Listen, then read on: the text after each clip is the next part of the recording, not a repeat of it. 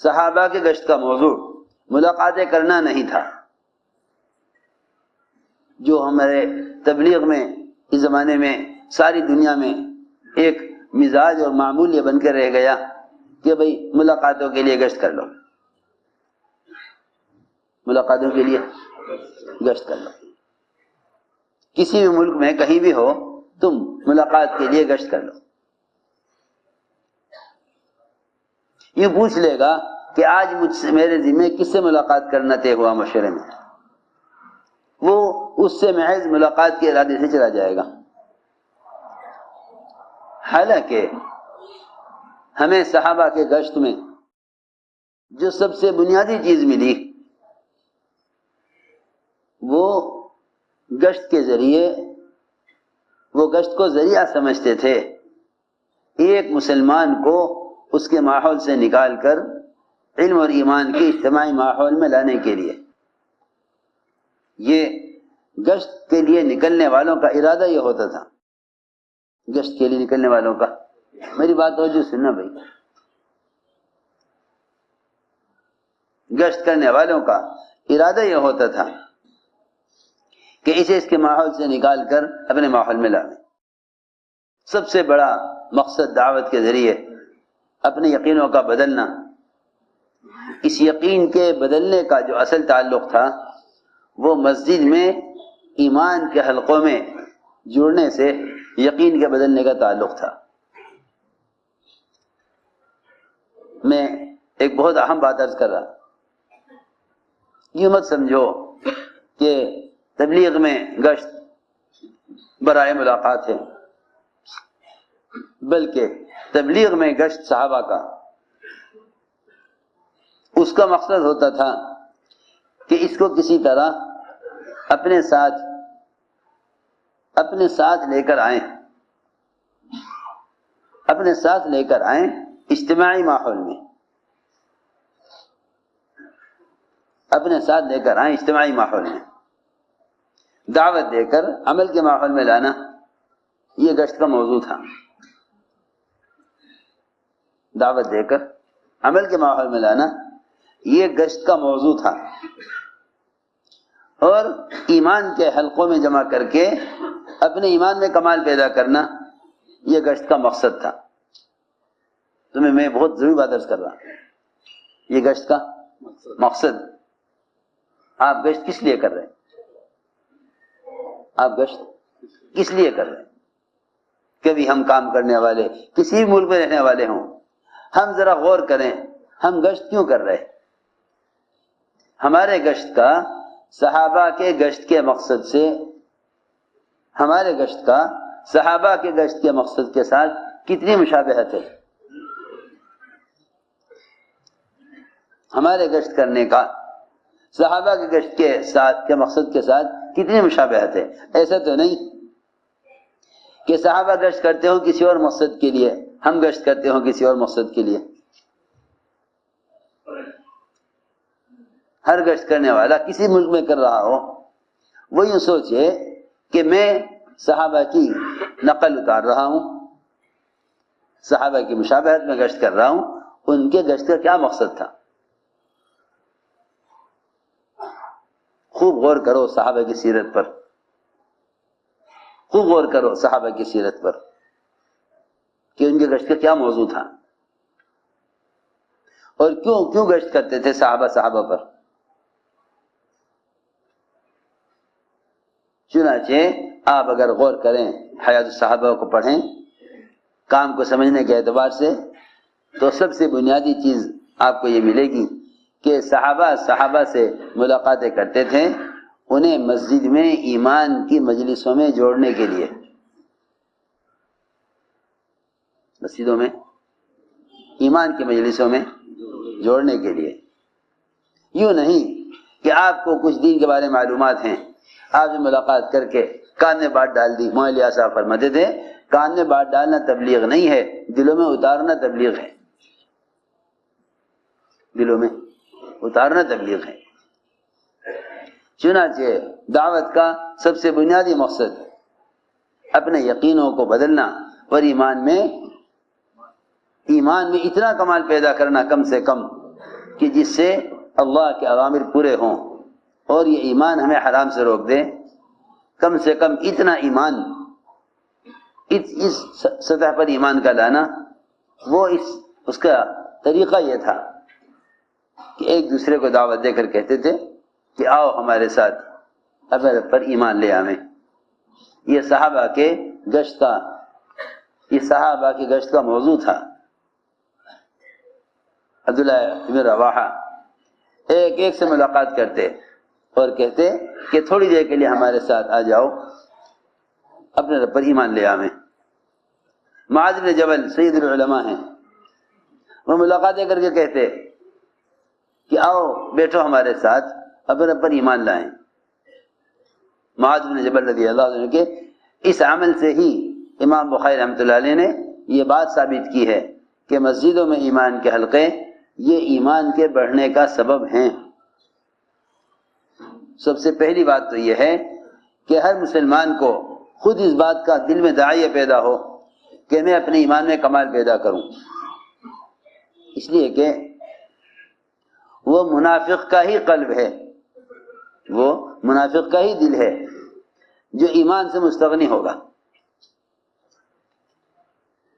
وہ ایمان سے مستغنی ہوگا. ورنہ جس کے دل میں جتنا ایمان قوی ہوگا وہ اتنا ہی ایمان کے بڑھانے کا طالب اور محتاج ہوگا، وہ ایمان کو بڑھانے کا اتنا ہی طالب اور محتاج ہوگا جتنا اس کے دل میں ایمان ہوگا. جو آدمی جتنا صحت مند ہوگا اتنی ہی اس کے اندر بھوک زیادہ ہوگی. یہ اس کی صحت کی علامت ہے کہ اس کو بھوک ہو. یہ بیماری ہے کہ اس میں غذا کی طلب نہ ہو. یہ بیماری کی علامت ہے، یہ بیماری کی علامت ہے کہ غذا کی طلب نہ ہو. یہ صحت کی علامت ہے کہ اسے غذا کی طلب ہو. بالکل یہی منافقین کے دلوں کی بیماری یہ تھی کہ وہ ایمان کے حلقوں پر جڑنے اور ایمان پر جمع کرنے کا کام نہیں کرتے تھے، بلکہ وہ دعویٰ کرتے تھے ایمان والوں کے سامنے آ کر کہ ہم ایمان والے ہیں، اور جب اپنے ماحول میں ہوتے تو یوں کہتے تھے کفار سے کہ ہم تمہارے ساتھ ہیں، ہم تمہارے ساتھ ہیں. میں عرض کر رہا تھا کہ سب سے بنیادی بات یہ ہے کہ ہم میں ایمان کے سیکھنے کی اور ایمان کے بڑھانے کی طلب ہو. تو میرے دوستوں، سب سے بنیادی بات یہ ہے کہ حضور اکرم صلی اللہ علیہ وسلم نے ایمان کے سیکھنے کے لیے اور ایمان میں کمال پیدا کرنے کے لیے صحابہ کو مسجد سے جوڑا تھا. یہ سب سے پہلا مقصد ہے دعوت کے ذریعے یقین کے بدلنے کا، یقین کے بڑھنے کا، کہ ایک ایک کو دعوت دے کر ایمان سیکھنے کے عنوان پر مسجد کے ماحول میں لے کر آؤ. ایک ایک کو دعوت دے کر ایمان سیکھنے کے عنوان پر مسجد کے ماحول میں لے کر آؤ. اصل گشت کا موضوع یہ تھا، اصل گشت کا موضوع یہ تھا کہ اس ماحول میں آ کر دل بدلیں گے، کیونکہ حضور اکرم صلی اللہ علیہ وسلم کا معمول تھا کہ آپ نئے آنے والوں کو عمل کے ماحول میں رکھتے تھے، نئے آنے والوں کو عمل کے ماحول میں رکھتے تھے. یہاں ایمان کے مجلسوں میں غیب کے تذکرے ہوں. فرماتے تھے ہم گشت کے ذریعے لوگوں کو ان کی مادی شکلوں سے نکالتے ہیں تاکہ پھر مسجد میں ایمان کے حلقوں سے مادی شکلوں کا یقین دلوں سے نکلے. مادی شکلوں کا یقین دلوں سے نکلے. پہلے دعوت دے کر انہیں مادی شکلوں سے نکالو. جتنی بھی مسجد سے باہر کی پھیلی ہوئی شکلیں ہیں، تجارت کی، زراعت کی، سرمایہ داری اور حکومت اور سیاست کی، تمام جتنے بھی کمانے کے نقشے ہیں، ان سارے نقشوں میں سے پہلے دعوت دے کر انہیں مسجد کے ماحول میں لاؤ. فرماتے تھے مسجد میں لانے کی غرض یہ ہے تاکہ اللہ کے غیر سے ہونے کا یقین نکلے، اللہ کی ذات عالی سے ہونے کا یقین پیدا ہو. غلط یقینوں کو دلوں سے نکالنے اور صحیح یقین کو پیدا کرنے کے لیے ہمیں مسلمان کو دعوت دے کر اس کو اس کے مادی نقشے سے نکالنا ہوگا۔ دیکھو تو صحیح، کتنی آسان بات ہے۔ ہم ابھی تک یہ سمجھتے ہیں کہ ملاقاتیں کر کے دین بتلا دینا کافی ہے، حالانکہ صحابہ کرام کمال ایمان پر تھے، ایک دوسرے خوش آمد کرتے، اجلس بنا نؤمن ساعتن، آؤ ہمارے ساتھ بیٹھو تھوڑی دیر ایمان لے آویں، چلو ہمارے ساتھ چلو تھوڑی دیر کے لیے ایمان لے آویں، آؤ ہمارے ساتھ بیٹھو تھوڑی دیر کے لیے ایمان لے آویں۔ حضرت عمر رضی اللہ فرماتے تھے یہ کام میں اس لیے کرتا ہوں تاکہ میرے ایمان میں ترقی ہو۔ حضرت عمر خود فرماتے ہیں یہ کام میں اس لیے کرتا تھا تاکہ میرے ایمان میں ترقی ہو۔ معلوم ہو گیا کہ سب سے بنیادی عمل، سب سے بنیادی صفت ایمان، جس پر سارے دین کا اور اطاعت کا مدار ہے، اس کے سیکھنے کی اور اس میں کمال پیدا کرنے کی اصل جگہ مسجد ہے۔ اصل جگہ مسجد ہے، کیونکہ حدیث میں آتا ہے مسجد کی طرف چل کر آنا جہاد میں سے ہے۔ مسجد کی طرف چل کر آنا جہاد میں سے ہے، مسیح کی طرف چل کر آنا جہاد میں سے ہے۔ یہ حدیث صحیح روایت ہے کہ مسیح کی طرف چل کر آنا جہاد میں سے ہے۔ اللہ نے ہدایت کا وعدہ اپنے راستے کے جہد پر کیا ہے، ورنہ جہاد کا تصور صرف قتال کر لینا یہ بڑی نادانی کی بات ہے، بڑی نادانی کی بات ہے۔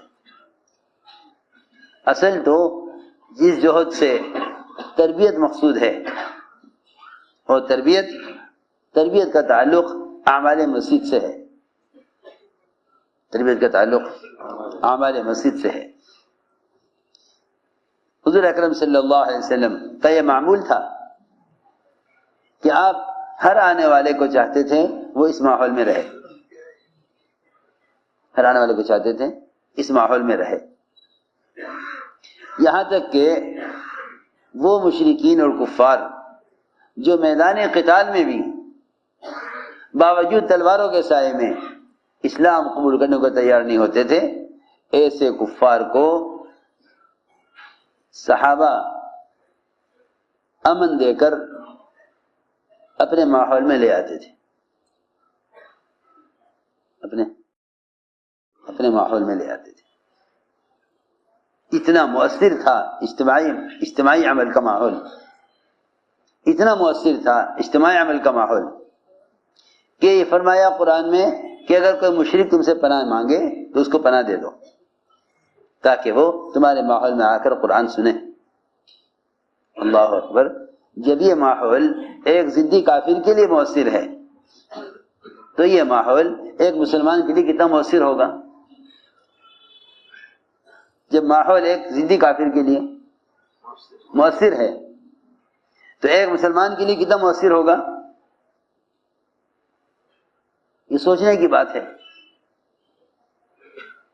سمامہ بن اسال 3 دن تک مسجد میں بدے رہے اور 3 دن تک انکار کرتے رہے اسلام سے، قتل ہونے کو تیار، اسلام لانے کو تیار نہیں، مال دے کر جان چھڑانے کو تیار، اسلام قبول کرنے کے لیے تیار نہیں۔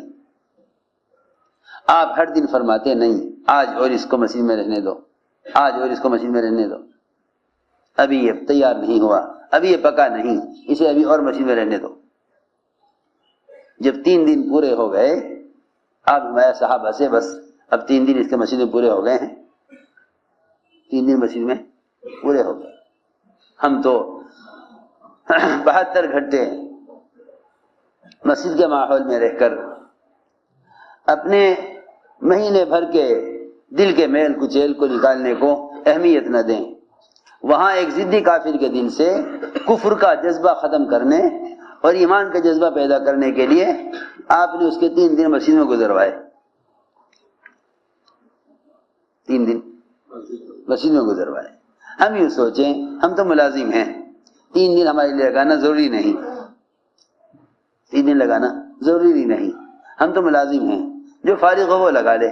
اس کا مطلب یہ ہوا کہ پھر ہدایت بے اعتبار امت کی فرصت اور فراغت کے اعتبار سے تقسیم ہو، حالانکہ 72 گھنٹے مسجد کے ماحول میں رہنا، 72 گھنٹے مسجد کے ماحول میں رہنا، یہ مسجد سے باہر اور مسجد کے اندر کی زندگی میں فرق دکھلاوے گا۔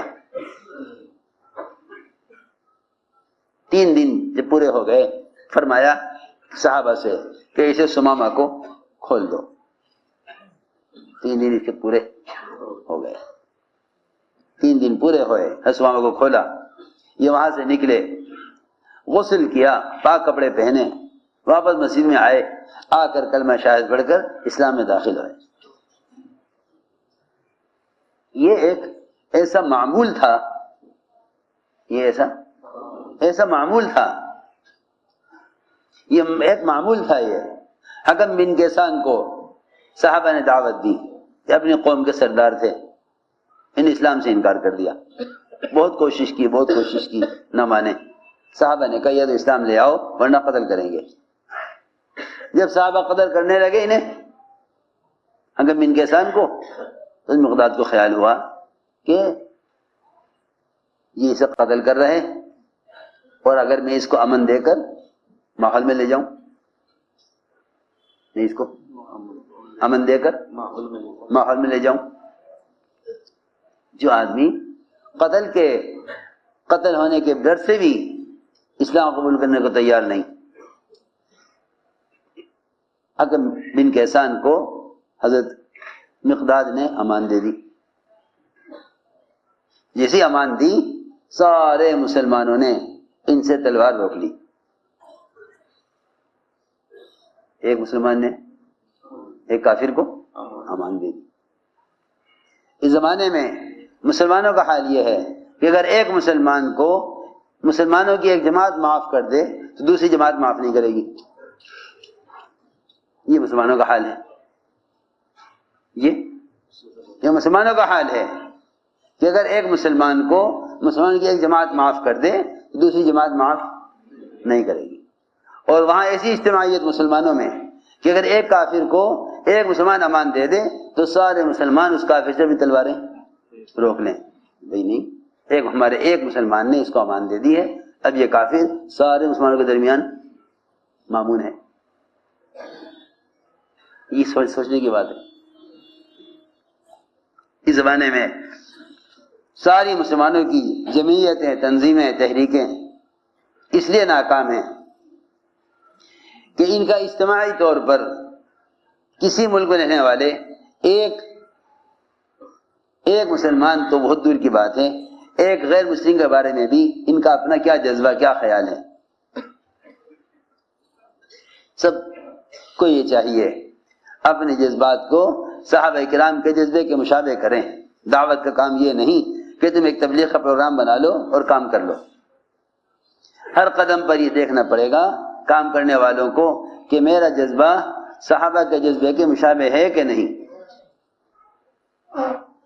میرا جذبہ صحابہ کے جذبے کے مشابہ ہے یا نہیں۔ یہ تھوڑا ہی ہے کہ تبلیغ کو مدرسہ بنا لو، ایک چلہ اس میں گزار لو تاکہ تمہارا کلمہ نماز ٹھیک ہو جائے،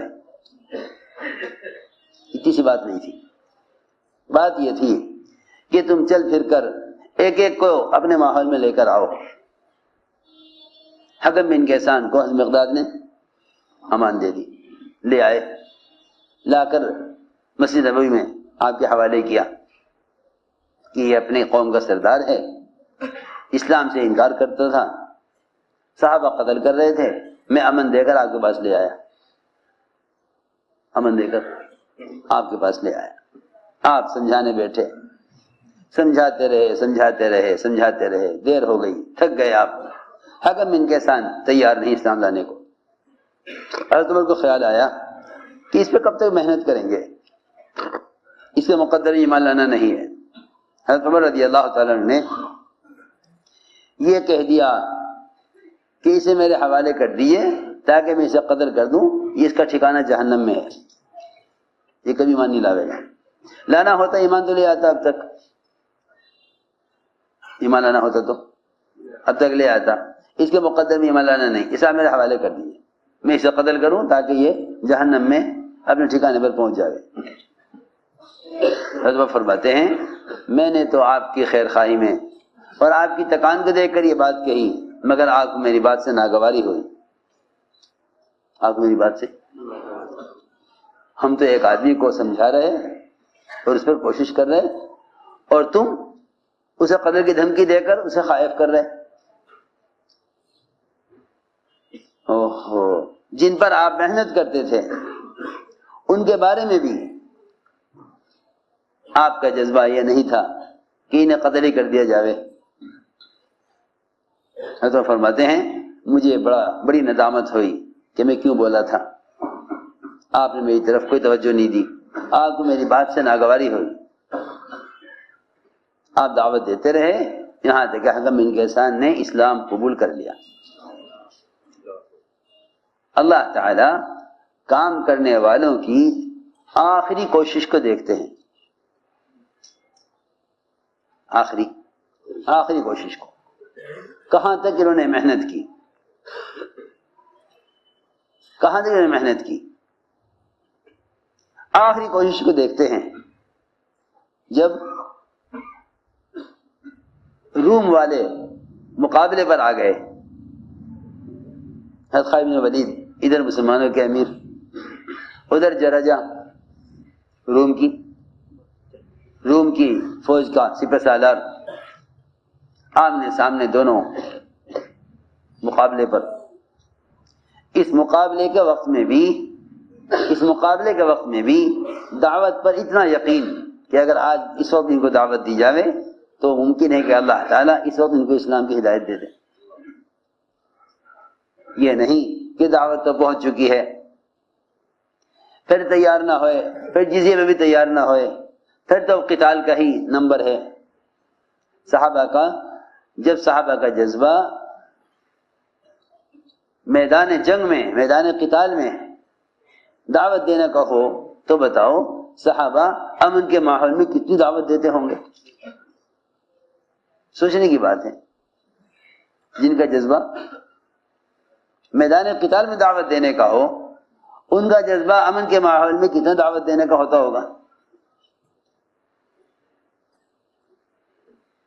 ان کا جذبہ امن کے ماحول میں، جو قتال کے ماحول میں دعوت کا جذبہ رکھتے ہیں۔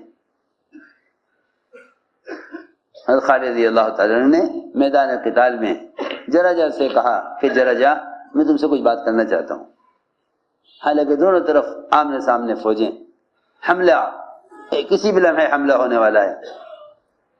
اے جرجہ قریب آؤ، آگے بڑھے۔ حضرت خالد رضی اللہ تعالیٰ نے جرجہ سے کہا جرجہ کلمہ پڑھ لو، ہم تو تمہاری ہدایت چاہتے ہیں، ہم تمہاری ہدایت چاہتے ہیں، یہ نہیں کہ اب تو قتال ہی ہوگا، ہم تمہیں آزمائیں گے کہ جہاں تمہارے مد مقابل تمہارے خون کے پیاسے ہوں، وہاں تمہارے دل میں ان کی ہدایت کی تمنا ہے یا نہیں؟ میری بات بہت توجہ سے سننا۔ جہاں میدان قتال میں وہ تمہارے خون کے پیاسے ہیں، وہاں تمہارا جذبہ کیا ہے، ہم آخری وقت پہ دیکھیں گے۔ اگر تمہارا جذبہ ان کی ہلاکت کا ہے تو تم مغلوب ہو کر رہو گے، اور اگر تمہارا جذبہ ان کی ہدایت کا ہے تو جنہیں اللہ ہدایت دینا چاہیں گے انہیں میدان قتال میں بھی ہدایت دے دیں گے، اور یہ ہدایت دینا نہیں چاہیں گے اللہ ان کو تمہارے راستے سے ہٹا دیں گے۔